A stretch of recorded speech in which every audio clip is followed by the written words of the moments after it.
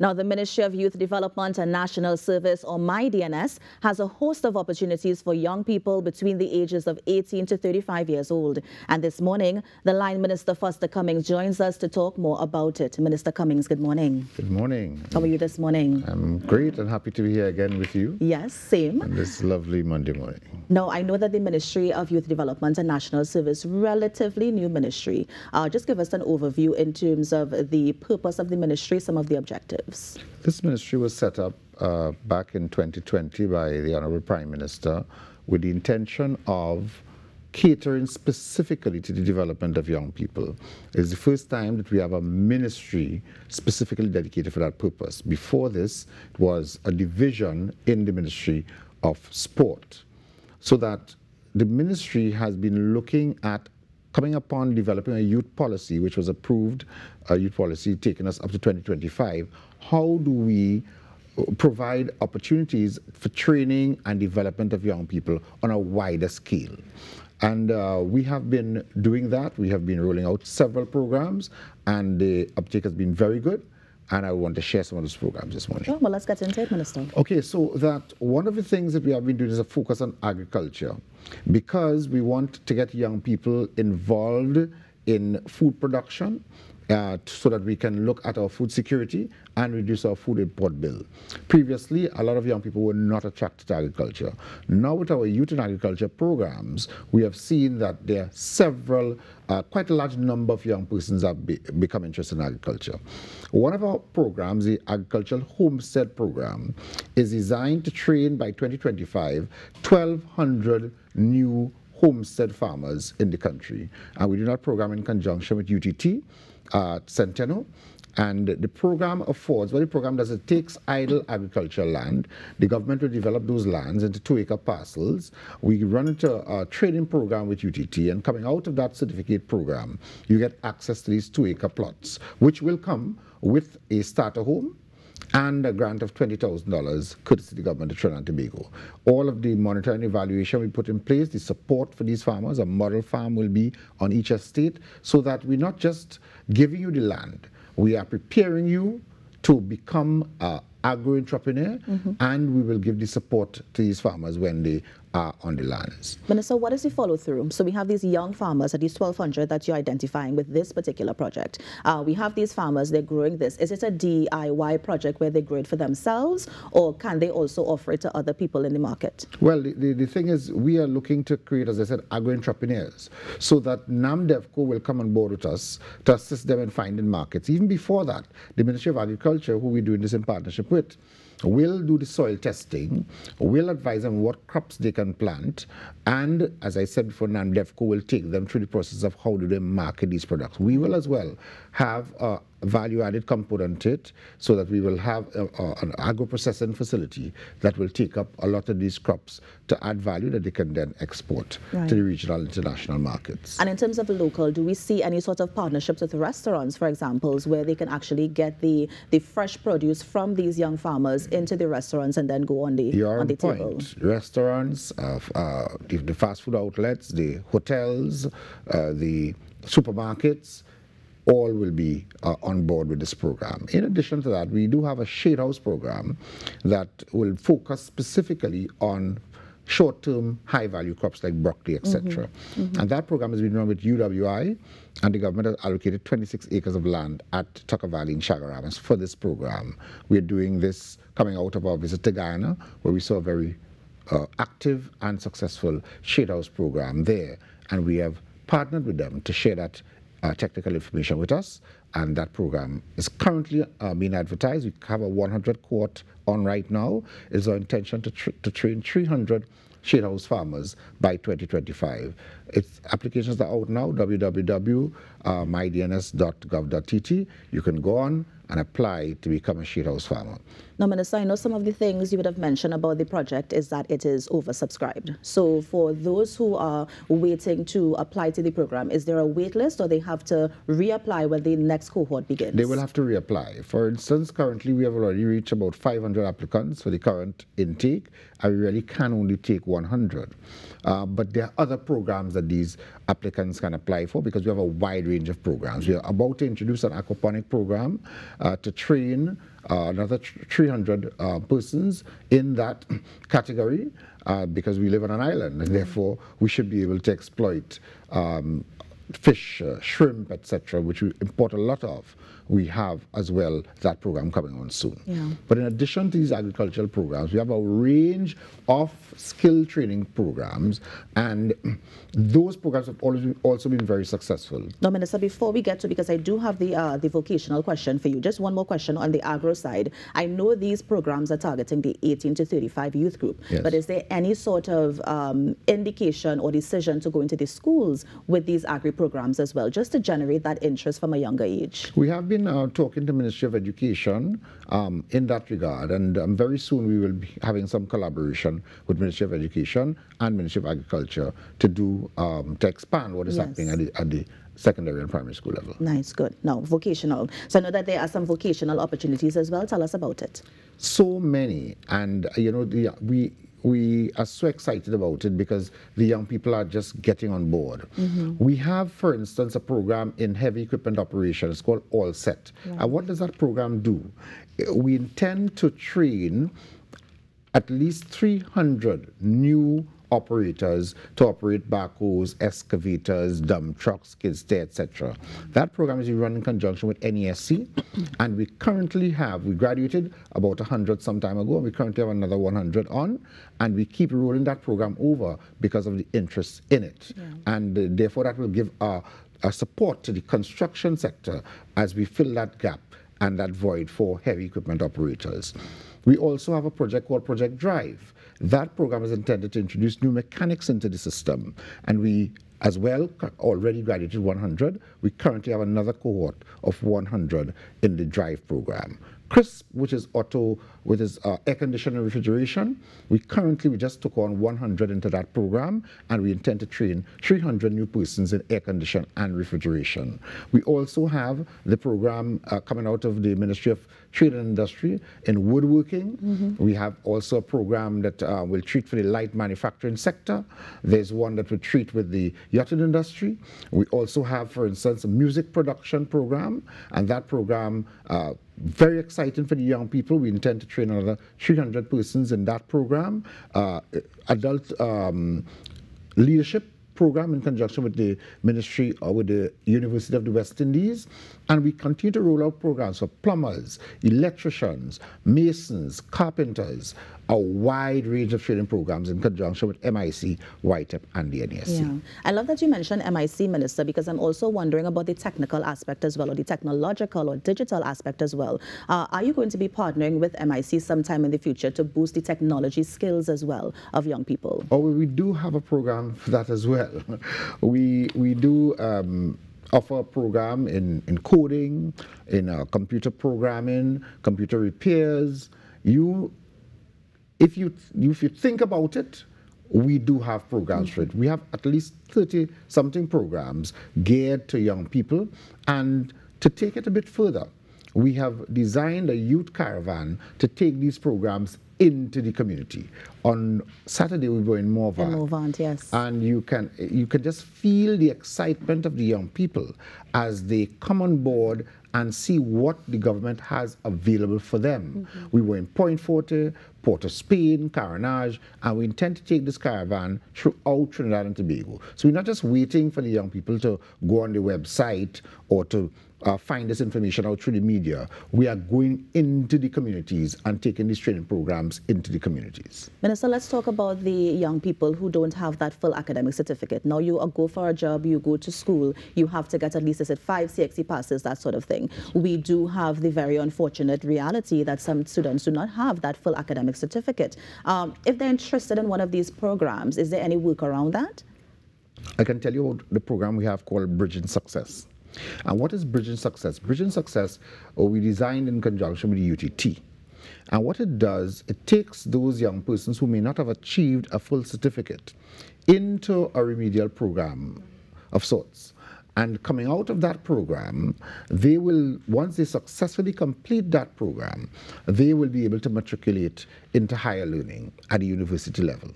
So a lot of young people have taken advantage of that program. We currently have a cohort of 150 in the Bridging Success program. That will roll over every year as we allow these young persons who may not have had an early opportunity to get a second chance at it. And we're currently also involved in discussions in terms of adult literacy programs for those persons who may have challenges in that area.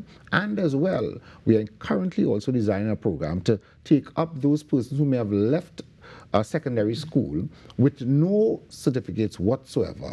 Some of them have gone into the MyLAT program, and that has been very successful, I must tell you. That residential learning program in conjunction with the Defense Force. Right. We have seen persons come into that program with 0 levels and left with 5 and 6. So that, yes, some persons may be starting a little later, but it's not, we're saying to you, there are opportunities. It's not that you must accept your circumstances and not look to improve on your learning and your preparation for job placement or for entrepreneurial activity. Yeah. On that same vein, Minister, I know the MyLAT program, there's also the MyPath program. Tell us about the MyPath program. The MyPath program is a residential training program, also run in conjunction with the Defense Force, that focuses on skills training and technical vocational skills. You know that there are a lot of families that do not have the support required for young persons who want to pursue these training programs, and therefore when we offer these residential programs, we're able to capture another category of persons and offer that type of support. And coming upon the success of the MyLAT program, we have decided to expand the offerings in terms of the MyPath program for those persons who are not so academically inclined or who choose for the purposes of the career to go into a different direction. Because we do need skilled people. Yes, we do. On a regular basis, both at industry and at the residential level. And it has been proven to be a tremendous success. Minister, I'm also wondering what happens after these programs. So, for example, the youth agricultural programs or the agricultural programs, you see that you're turning them into agro-entrepreneurs, yes, where they have that sort of market that they can market their products to. But, for example, the ones that are teaching technology, that sort of thing, are you helping with placement at the end of these programs for jobs, or what is the follow-through after they've been through these programs? We have been in discussions with several players in the industry so that the training that we offer is directly connected to a void that exists. So, for instance, with the construction sector, we have been in discussion with the Contractors Association, and so where we recognize that there is a deficiency, we offer more programs in those areas. In addition to that, we are going to launch pretty soon an app that pretty much could be along the lines of a skills bank, that employers will be able to go onto this app and be able to employ persons coming out of our various training programs. Our graduates will be able as well to log on there and put their information on, and they have that direct connection with employers as well. Yeah. And that's one of the things that we'll be doing. We're also in discussions with Ministry of Labour, because they have a similar type of arrangement, and we will partner with them in that regard as well. Minister, I also want to address the young people who may be coming out of YTC. I mean, are they going to be looked a certain way? Because I believe with some of these programs, you are going to have to disclose your background. And so if you're coming from YTC or any sort of institution or disciplinary institution, will you be accepted to these programs? Well, it's interesting that you mentioned that, because we have been discussing with the police, for instance, and the police youth clubs. We met with them just about 2 weeks ago to come up with an arrangement whereby we can include in all of our programs persons who may have been first-time offenders or would have had a first brush with the law in the first instance, because we don't want to leave them by the wayside. We want to create opportunities for them as well. So, for instance, in our Shade House program that we're currently engaged in, we will give 10% of that intake to the persons coming out of the police youth clubs. And we intend to do that as well with the Homestead program and all of our agricultural programs, as well as our skills training programs. You would know as well that previously we would have had the youth camps, what we now call youth apprenticeship and development centers. The government intends to reopen all of these. At Chagaramas, we recently awarded a contract for the repurposing of that Chagaramas Convention Center into a youth facility. We also will be doing one at Waller Field, a brand new facility for the east for East Trinidad, young persons from East Trinidad. In South, we have the Chatham Youth Camp that the government is currently refurbishing. In Central, we have the Presto Youth Camp, and you're pleased to know as well that in El Dorado, the El Dorado Camp for Girls, we are currently engaged in refurbishment works there, and we'll be able sometime by the end of the year to complete those works and reopen these 5 facilities. In Tobago, we have visited twice already with the THA to look at the one at Mount St. George to see how we can partner with the THA to have that facility available for our friends and citizens in Tobago. Yes. And in terms of the success rate, Minister, because you mentioned, of course, the programs are oversubscribed, but that's going in. How, when you monitor the programs and the success of the programs, I mean, how beneficial is it to not just the person, but to the country as well? Well, I can tell you that the success rate in terms of graduates coming out, if we, many of the programs have up to about 80%, which is quite good, of graduates coming out of each cohort. And many of those persons, some of them have intended to further their education. And so if they come out of the certificate program, they move on to a diploma program or to a BSc, etc., while others will go into employment. And many of them, through partnership with NEDCO, which also falls under this ministry, have taken the opportunity to get involved in their own business and get that training and support in entrepreneurship, as well as funding from NEDCO to do that. In terms of marketing, Minister, I know that you're doing things like this, our Now Morning Show. There's also the Caravan as well. But any sort of other marketing strategy MyDNS is using to get the information out there to young people?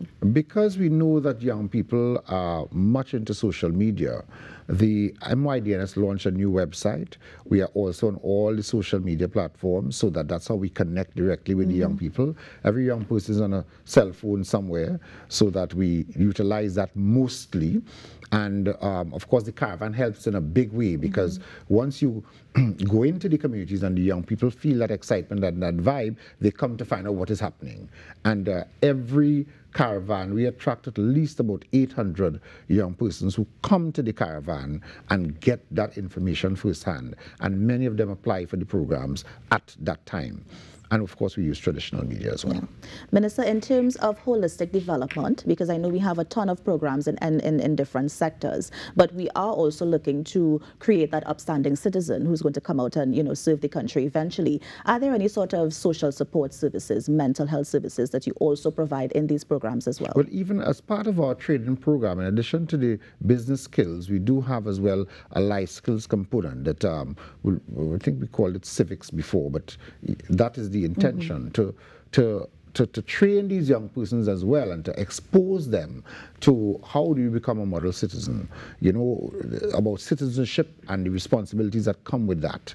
And that is part of all of our training programs. And I can tell you as well that within the communities, we also have non-residential training centers, and all that I've talked about will be available at these centers in the various communities, including as well the component we just spoke about the civics and so forth. Nice. And Minister, you mentioned every child has a phone now. You're right. So if they want to reach out to the Ministry of Youth Development and National Service, any social media handles, website, that sort of thing? Yes, our website, as I mentioned earlier on, is www.mydns.gov.tt, and you can get access to all application. You can apply to all of our programs utilizing our website, because we try to do most of it online. Right. But that doesn't rule out someone who may not have internet access and may want to do a paper application. We also accept paper applications. We are on Twitter, we are on Instagram, we are on Facebook, and therefore we are very accessible to the young person. And Minister, finally, can you tell us where the Caravan will be rolling to this weekend? We have the Caravan out every 2 weeks. Every we 2 just weeks. Completed Morva. The next stop is in Arima. Right. And moving from Arima, I don't have the full schedule, but the next stop would be Arima. So Arimians, look out for the Ministry of Youth Development and National Service. We're going to be right in that area around the market in Arima. Right, yes. And therefore all those villages and communities from around Arima, the youths can converge into Arima and get available to them all the programs coming out of the ministry. The government is committed to the development of young people, and we are going to continue to introduce programs in that regard. I can tell you that to pull all of this together, we'll soon take legislation to the Parliament to establish a youth development agency and to give legislative life to that. And what that agency will do, that will be the agency that will be responsible as an umbrella organization for the management of all of the facilities and training programs that I have mentioned.